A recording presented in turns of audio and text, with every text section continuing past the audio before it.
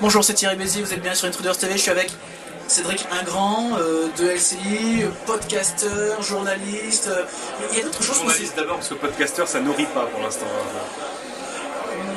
Ouais, c'est vrai, ça nourrit très peu de monde. Alors journaliste, podcasteur, est-ce qu'il y a d'autres qualificatifs encore Non, ça suffit à remplir mes journées jusque là. Ouais, Parce qu'il y a plusieurs émissions qu'on fait sur LCI, il y a aussi une chroniqueur sur TF1, ça fait... Non, et il y a ça va, aussi ça va. le journal de l'économie. Il y a alors ça c'est les quiz de l'économie sur TF1. Il y a le journal du web quotidien sur LCI et il y a Plein Écran surtout toutes les semaines encore sur LCI qui est un magazine. Waouh, ça fait vraiment beaucoup d'occupations. Alors, tu sais que tu es un peu le relais de beaucoup de monde dans l'industrie du web. Les podcasts d'LCI passent vraiment comme les indispensables à regarder. C'est frappant, je ne donnerai pas de nom, mais il y a plusieurs entrepreneurs du web qui me disent « Ah, j'ai vu ton émission mais qui ne réalisent pas que ça passe à la télévision.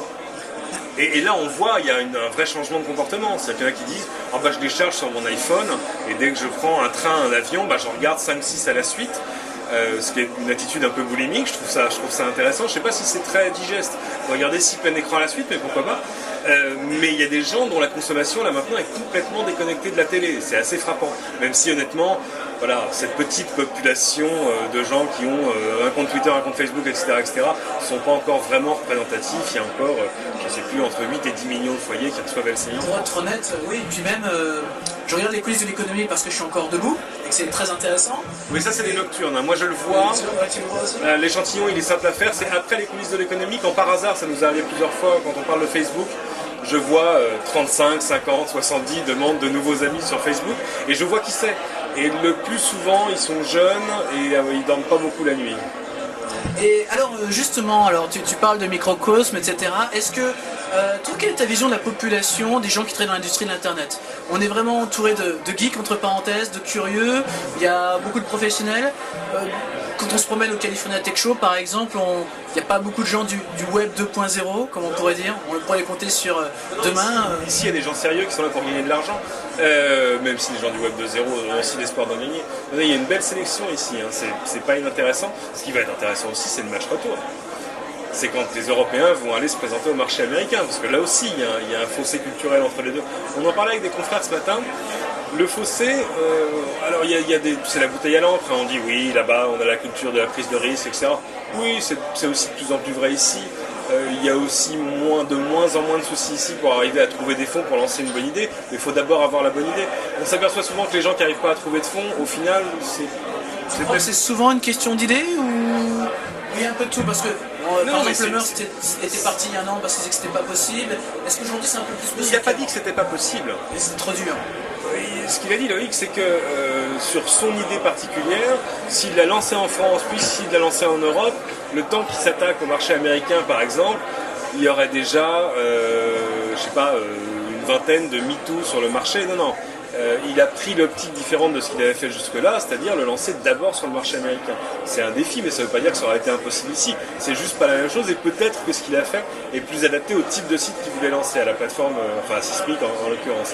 Mais c'est pas pour ça que c'est impossible ici. Moi, j'ai pas, d'ailleurs lui non plus. Enfin, on est plusieurs sur cette ligne. Il n'y a pas de catastrophisme. Si on a une bonne idée, une bonne équipe et des prospects intéressants, on trouvera de l'argent. Il y a quand même des VC intelligents dans ce pays, et puis il y a de l'argent. Alors toi justement qui es un grand observateur, qui regarde tout ça depuis déjà plusieurs années, t'as jamais eu envie de foncer, de te dire bah tiens moi aussi j'ai une bonne idée ou j'ai aussi envie de faire mon entreprise? C'est pas quelque chose qui te tente? Ça me tente surtout les jours où on se retrouve en Californie et où il fait très beau et où on sait qu'il fait un temps pourri à Paris et où on se dit c'est quand le jour où je prendrai un aller simple. Mais je suis pas arrivé dans ce métier avec une âme d'entrepreneur. J'ai une vocation de journaliste. C'est vraiment un observateur.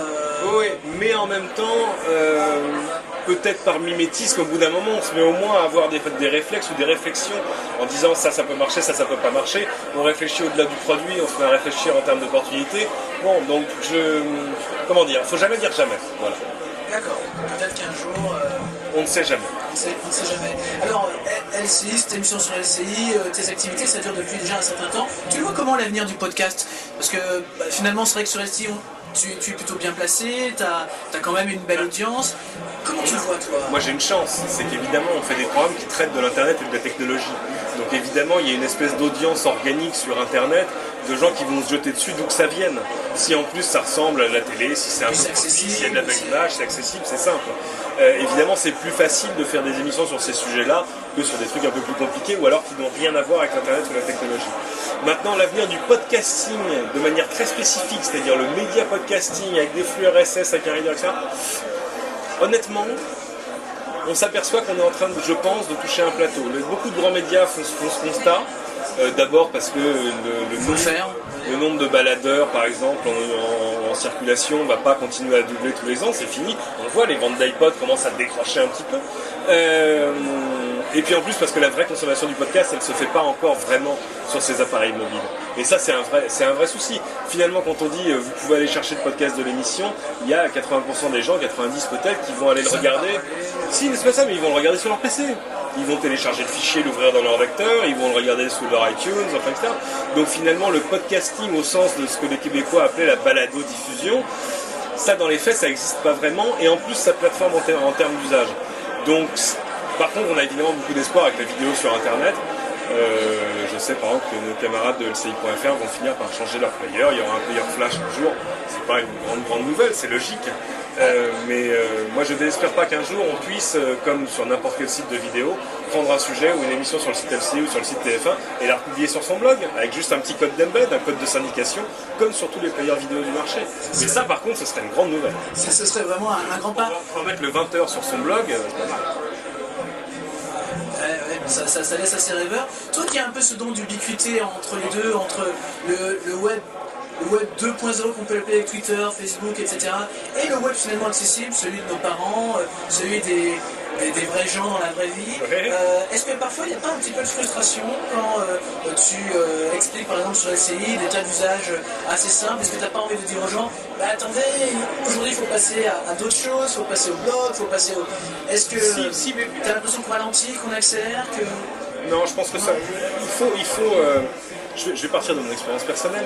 Il fut un temps où ma chère mère me disait « Mais qu'est-ce que tu passes comme temps sur Internet? Je ne comprends pas ce que tu trouves. » La même, aujourd'hui, quelques années plus tard, passe son temps sur Internet, crée des blogs, anime des forums, etc. Et voilà. Bon. Bah, il y a un environnement familial forcément qui aide un peu. Mais les usages finissent par venir quand les outils sont matures. Donc on a quand même plutôt pour l'émission tendance à essayer de se placer un peu en avance et montrer ce qui va se passer demain. Plutôt que de juste illustrer, si je faisais une émission aujourd'hui sur ouvrir votre Skyblog, ce serait grotesque. J'ai plutôt envie justement de regarder des startups comme on a ici, souvent très innovantes, et qui ont des usages qui ne sont pas forcément évidents aujourd'hui, mais qui pourront le devenir dans 12, 18 mois, voire plus. Dernière question, toi, si tu pouvais choisir une émission, tu pouvais créer une émission, animer celle que tu voudrais, tu ferais quoi comme émission? Écoute, je ne vais pas dire ça pour faire plaisir à mon employeur. Mais il ne faut pas le répéter parce que sinon j'aurais plus jamais d'augmentation. Mais honnêtement, si j'avais pu, tu vois, dessiner à main levée le poste que j'avais envie d'occuper, les types de contenus, les choses que j'avais envie de produire, on serait vraiment pas très éloigné, voire même extrêmement proche de ce que je fais aujourd'hui. Après, on peut discuter sur les détails. Et puis il y a des choses, il y a la magie de la télé, et puis il y a le vrai travail qui se trouve derrière. Mais moi je me pose souvent la question, je me dis mais pourquoi il n'y a pas d'émission sur la technologie, sur Internet, sur les grandes chaînes, à un horaire de grande écoute? Et parce qu'à ce moment-là, ça deviendrait quelque chose d'assez stratégique et on ne pourrait pas avoir la même profondeur de vue. Tout à coup, là justement, il faudrait faire des choses vraiment du quotidien qui peuvent toucher un très grand public. On a la chance sur LCI de toucher un public assez pointu. C'est-à-dire vraiment, je ne ferai pas le pitch marketing de TF1 Pub, mais c'est quand même des CSP+, c'est des citadins, c'est des gens qui ont un accès à Internet, etc., et qui donc sont à même d'aller voir les choses dont on leur parle, etc., et qui sont, voilà, c'est pas forcément la ménagère de moins de 50 ans. Même si elle est extrêmement respectable, parce qu'il ne faut pas oublier que c'est une filiale de TF1 à 100%, et que c'est quand même le gros de ce qui nous paye. Mais donc, l'idée de faire quelque chose, il y a eu des tentatives qui ne sont pas de mon fait, sur des grandes chaînes, je fais des émissions sur France 2, contenu, une émission, deux émissions qui se sont arrêtées. On ne sait pas pourquoi cette matière-là n'accroche pas en télé. Alors il fut un temps où c'était télévisuellement pas très intéressant, ça je suis désolé, ça a changé. Maintenant il y a de l'image, il y a des choses à montrer. faut juste trouver les gens pour en parler, mais ça existe. T'as envie de le faire, toi? T'as pas... Je sais pas, moi je suis bien dans mes pas mes petites émissions, mais dans mes émissions produites à peu de frais. Le manque de moyens, va-t-on dire, donne beaucoup de liberté. Parce que tout à coup, où est-ce que vous voulez gratter? Je ne peux pas couper mon budget en deux, il n'y a pas de budget. Si tout à coup on avait vraiment les moyens d'une bonne grosse production à faire, je sais pas, une deuxième partie de soirée sur TF1, imagine un truc énorme. Tout à coup ça deviendrait hyper stratégique, on regarderait l'audience de très très près, on se dirait non mais attends t'es gentil, il faut changer de contenu parce que là on ne plaît pas à tel et tel groupe. Trop compliqué. Le web est encore l'ultime frontière. Oui, même si le web ne sait pas aujourd'hui fédérer les audiences de la télévision. Merci Cédric Ingrand, heureux blogueur, alors heureux podcasteur. Très heureux. Sur la scène. Très heureux. Merci, à bientôt.